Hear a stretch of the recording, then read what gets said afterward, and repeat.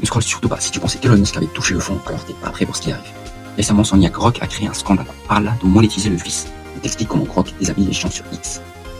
Tout a explosé la première semaine de janvier, alors que tout le monde finissait de déballer ses cadeaux. Les utilisateurs sur X ont découvert une faille massive dans Grok.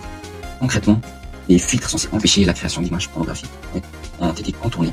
Mais on parle pas là juste de quelques images bizarres là, non. N'importe qui pouvait prendre la photo d'une célébrité, d'un collègue ou pire d'un mineur, et demander à l'IA de la déshabiller de manière ultra réaliste. Et l'IA la faisait sans brancher.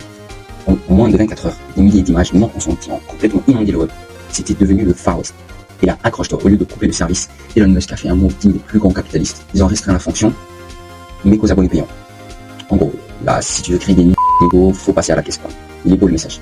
Les critiques ont hurlé que Musk était littéralement en train de monétiser le harcèlement. Et résultat, depuis hier, X a commencé à géobloquer la fonction dans plusieurs pays pour éviter le procès. Mais le mal est déjà fait. Alors, erreur de code ou test marketing malsain selon vous? Dites-moi si on doit plus se mettre à réguler, voire interdire X en lâchant un petit com. Merci.